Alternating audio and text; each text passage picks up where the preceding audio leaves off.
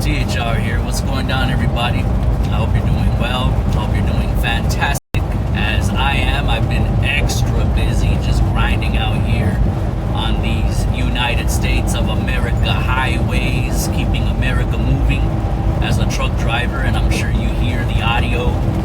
My truck engine in the background, the bumpy road here, crossing through currently Arizona right now, crossing through Desert City, Desert Center, about to get into Arizona. This is basically a re-upload, because I recorded this episode, or whatever you want to call it. I don't even call them videos anymore, because they're not videos, they're more like audios.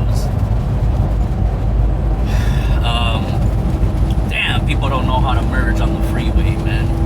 Fucking idiots. You know what? I'm gonna leave that in. I'm not even gonna edit this, so you can see the brine in full effect. I recorded this content weeks ago, and I accidentally deleted the whole damn thing. I had it primed and ready for YouTube. It was a 30-minute plus recording of my thoughts on who's gonna be the next superstar of boxing. Unfortunately, the whole damn thing got deleted on accident, because I have a foldable phone. I have a Google 9 Pro Fold, and the damn thing, when I unfold it so I can type, you know, and when you unfold the phone, whatever app you're using, if it's not really optimized for foldable phones or tablets, it's gonna basically restart the whole app.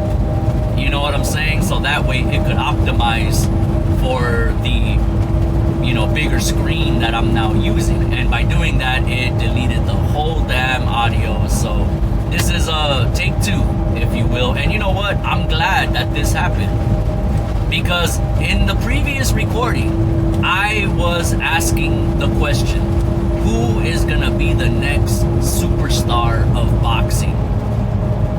And then Boots Ennis absolutely obliterated Lima. I don't know the man's first name, but listen, let me just say right now, the man that Boots Ennis destroyed is not a world beater. He's not like the most feared, the baddest man on the planet, Mike Tyson type, the most feared fighter in the world, and you know, he just killed a killer. He just slayed a dragon. No, it's not about who he beat though. Everybody's saying, oh, you know, it was a nobody. Of course, he did what he was supposed to do. Yeah, he did what he was supposed to do, but he looks like a monster. You know, I alluded to it during the build-up to the Canelo Crawford fight, which thank God that's over with. That fight was consuming everything. You know, you almost forget that there's other fighters on the planet and there's other things going on. That fight was so massive, but nonetheless, during the Canelo Crawford build-up, there was that big news story about Boots Ennis actually joining Canelo's camp and sparring him in preparation for the Crawford fight. And I alluded to it in the last upload. I alluded to it. I said, man, Boots Ennis looks kind of big, bro. Like, he looks like he should be fighting Canelo, not Crawford. Boots Ennis is big. And the thing that's scary about Boots is that he has this dynamic speed and power and size. The guy looks like a fucking monster. He looks strong. He looks relentless. You know, I know that he hasn't fought like crazy competition like Virgil has been fighting. You know, Virgil Ortiz, I'm gonna tell you right now, if Virgil Ortiz gets past Erickson Lubin, which by no means is that a foregone conclusion. Everybody is underrating and underestimating Erickson Lubin like so badly, bro. I have not seen the amount of disrespect that Erickson Lubin is getting is just blowing my mind, bro. Listen, I'm picking Virgil Ortiz to clear Lubin, but it's not a foregone conclusion by any means. And people are, and it's funny because it's actually the same people that are hating on Virgil too, that are underrating Erickson Lubin like crazy. Like, it's not like like people that are big fans of Virgil, like, nah, Virgil's a fucking beast, dog. He's gonna blow through Erickson Lubin. Nah, it ain't those people. It's the people that are saying, Virgil Ortiz is easy work and this and that, and he got dropped by back to back by Majramah Bohacha. He's easy work and this, that, and the other. It's them fools that are really underrating and disrespecting Erickson Lubin. To say Erickson Lubin is a live dog is an understatement. That dude, he could very well beat Virgil Ortiz. I'ma just put it like that. Now, I'm not picking that result. I'm picking Virgil. I'm on the Virgil hype train. I'm rolling with Virgil. More on that later as we discuss Boutinas. But it is not a foregone conclusion. Put some respect on Erickson Lubin's name. It is not a foregone conclusion. Erickson Lubin could spoil the whole party come November 8th. But be that as it may, Boutinas, man, he looks fucking scary, man. I'm just gonna put it in layman's terms. The guy looks scary. And I've long been anticipating a fight between Virgil Ortiz and Boutinas. And I've long been picking Virgil Ortiz to defeat Boutinas. And I'm still picking him to beat Boutinas. And it's a sentimental pick. I'm just a big fan, a big supporter of Virgil Ortiz. I like to see successful Mexican-American fighters. It's been a long time since boxing has had a big Mexican-American superstar like Oscar de la Hoya, you know what I'm saying, Fernando Vargas, and beyond. So it would be awesome to have another big Mexican-American superstar in boxing. We all thought Ryan Garcia was going to be that. And you know what? He ain't the answer. Clearly. But Virgil Ortiz, maybe he doesn't have the charisma that Ryan Garcia has. But man, that boy could bang. That boy could bang, man. And I'm going to be rooting for him. But I'm going to say this. Virgil Ortiz versus Boutinas, I ain't gonna bet on this fight. I'm not gonna put no money on this fight. I lost $100, man, betting on Canelo to KO Terence Crawford. I'm not making that mistake again. I'm not gonna put any money on this damn fight if and when it happens. And I hope it happens, because that's another thing that's not a foregone conclusion either. You would think so, because it's a fight that makes the most sense.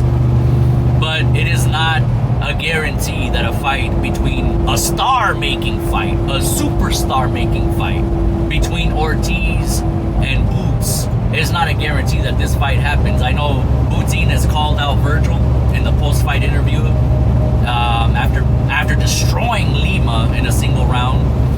And of course, you know, you have Virgil, you have Robert Garcia and co. They're already saying it too. They're like, oh yeah, he's calling us out, but we'll see. We'll see if the fight goes down and this, that, and the other. It's a fight that really can truly build the next face of boxing. That's what I want to get to. Because, like I said, this was a recording that I had already tried to upload to YouTube weeks ago, and the damn thing got all deleted, and I've been too busy to re-record it. So now you're hearing it while I'm driving right now. I'm going up a steep incline too. You could probably hear my truck making all kind of noise. But I'm gonna say that right now once again, the winner of Virgil Ortiz and Boutinas, I would crown as the new superstar of boxing.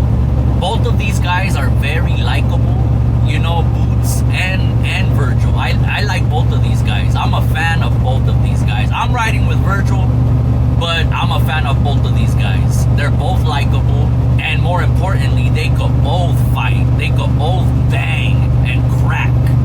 Okay? So these guys have all the tools necessary to be the next big thing in boxing.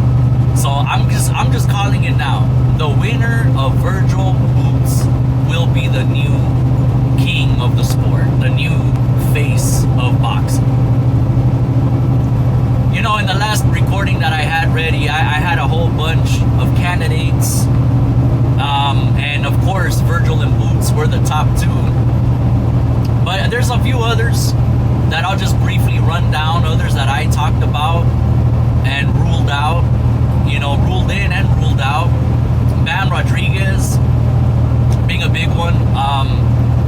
the thing with Bam Rodriguez and also Naoya Inoue, they are both in, unfortunately, divisions that do not receive the most attention. They're not glamorous divisions of boxing. Those lower weights, minimum weight, bantamweight, they're just not very glamorous divisions, unfortunately. Their stars, they're like, right now I would say it's not so much Bam. I think Bam still needs a couple of more big wins to really put him over the top, maybe. I mean, his resume is already one of the best in boxing altogether. But again, the division that he's in, it requires a lot of work to really get, into a big star. You know what I'm saying? But I would say Naoya Inoue right now, I would say he's like in the, Barrera, Morales, Marquez kind of tier of star right now. You know what I'm saying? You're talking about the trifecta of Mexican greats there in the lower divisions. Rafael Espinosa, that's one of the conjectures that have been floating around on boxing Twitter. Who's gonna be the next face of Mexican boxing? Who's gonna be the next Mexican star? Well, Rafael Espinosa could be the answer to that. Listen, nobody's gonna replace Canelo, okay? Canelo, he wasn't just the face of Mexican boxing. Canelo was the face of boxing, period. Regardless of race, regardless of nationality, regardless of ethnicity. Canelo crossed all barriers. And whether you like him or not, whether you hate him or like him or love him, it doesn't matter what you think. His numbers tell all. It's gonna be a long time before we get a Canelo replacement. But as far as, scalable stars in boxing, Inoue, Bam Rodriguez, Rafael Espinosa, I would say these three guys are in the Morales, Barrera, Marquez tier of star. You know what I mean? And perhaps if and when these guys fight each other, specifically Espinosa and Inoue, I would love to. I'm salivating for that fight, let me tell you. Bam Rodriguez, unfortunately, is a little bit smaller. I would pick Bam Rodriguez to beat Inoue, by the way. I really would. Call me what you will. And again, maybe I'm just being biased. I love seeing my Mexican American fighters, doing big things. But Bam Rodriguez, he is special, man. He is special. I think he would find a way to neutralize Inoue's dynamic speed and movement. I think Bam Rodriguez has the tools to beat Inoue. It's unfortunate that he's just not in the same division. He's smaller, and he could try to move up and chase him. I don't know. That's a tall order. He needs to get on that snack program like Terrence Crawford, and then maybe he could move up. And I'm just playing. I'm not gonna go there, but yeah, man. I don't know. That's a tall order. That's always difficult to move up and stuff. But nonetheless, Bam, Inoue, and Espinosa could be Morales, Barrera, Marquez tier stars. Then we have Moses Itama, this heavyweight stud coming out of the UK. Moses Itama, I don't know how the hell you say his last name, but this man here, he's a youngster and he could pop, man. And I'm a little skeptical to really ride with him as a potential new face of boxing type figure, just because every time the UK overhypes a fighter, you see what happened. Like Anthony Joshua, my goodness. You want to talk about overhype. Anthony Joshua, they treated him like the second coming of Jesus Christ. And then he goes to the United States and gets knocked out by my drunk Tio from down the block with a full belly of pozole and limon and chile. And Anthony Joshua got knocked out by that man, Andy Ruiz. And, he has since he's not the star that the UK thought they had. There's been, by the way, rest in peace, Ricky Hatton. I don't know if I ever talked about that. I don't think so. But Ricky Hatton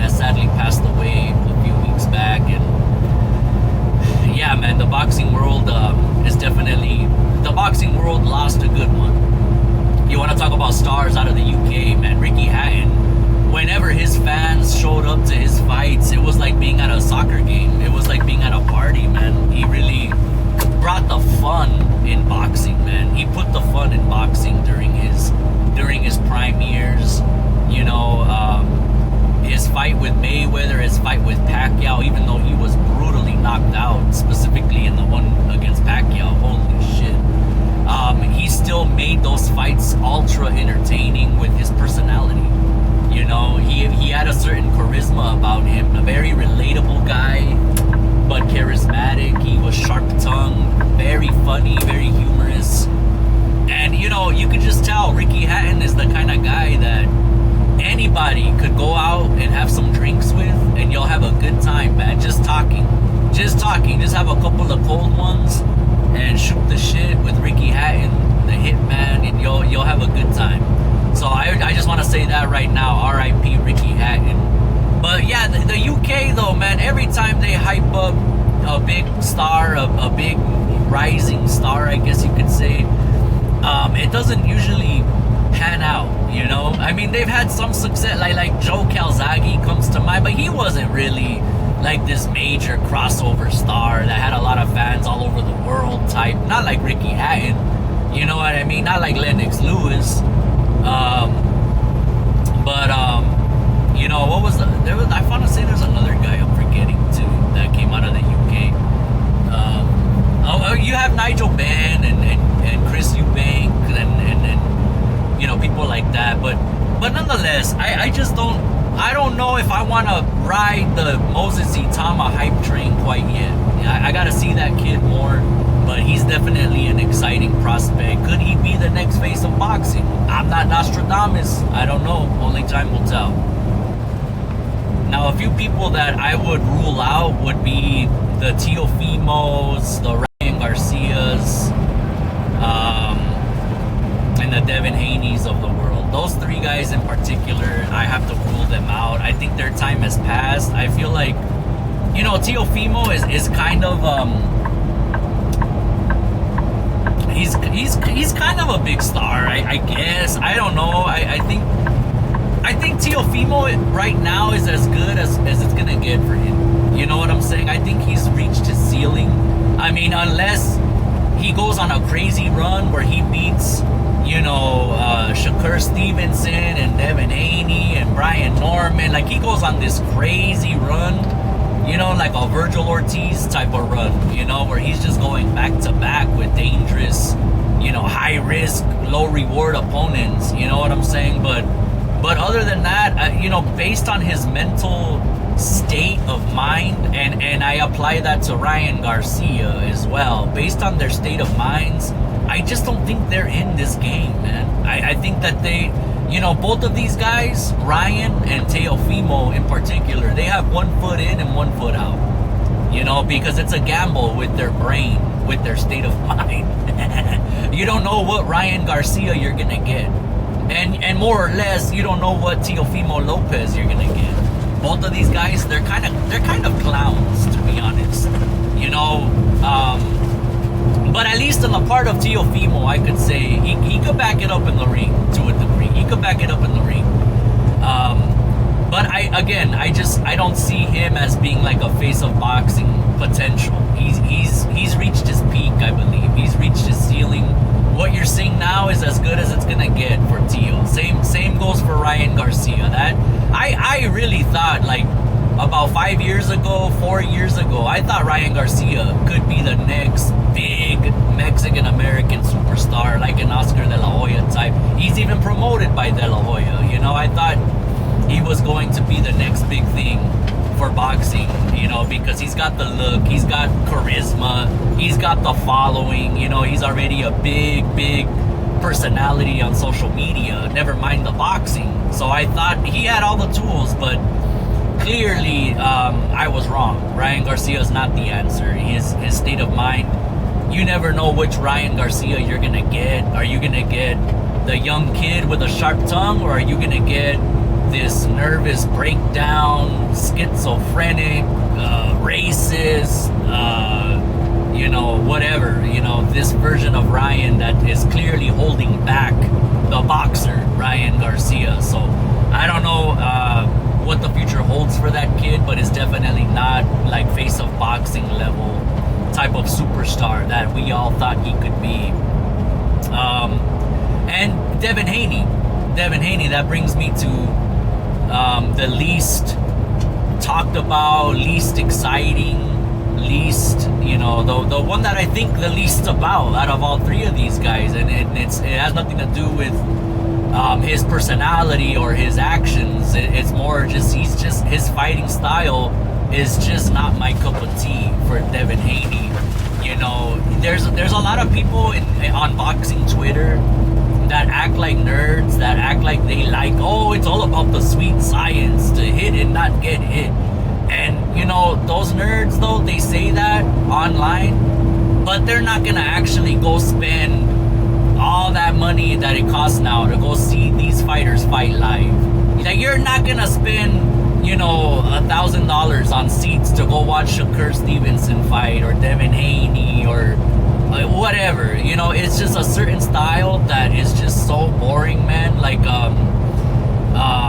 William School is a good example. Like let's say William School was a big hot star right now. No, ain't nobody in their right mind gonna spend all the money it costs now to go to see events to watch this man fucking run around for 12 rounds. I don't care. Oh, it's all about the sweet science, baby. Shut the fuck up, dog. You're not. You could say all that online, but you're not gonna spend no money on this fool. You probably go and bootleg his fights. You go on, what was that website everybody used to go to? First Row, VIP Row.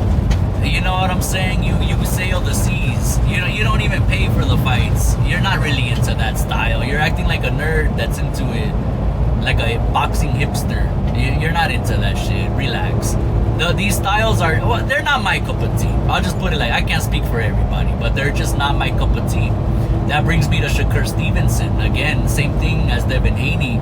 Shakur Stevenson is ultra talented, man, but his style of fighting, it's not very fan pleasing. It's not fan friendly. I'll say this.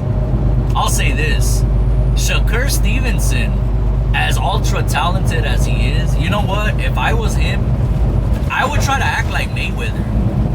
Like, I would try to act like prime Floyd Mayweather, like after Oscar De La Hoya turned him into this big superstar, right? After De La Hoya essentially passed the torch to him. A lot of people thought De La Hoya won that fight.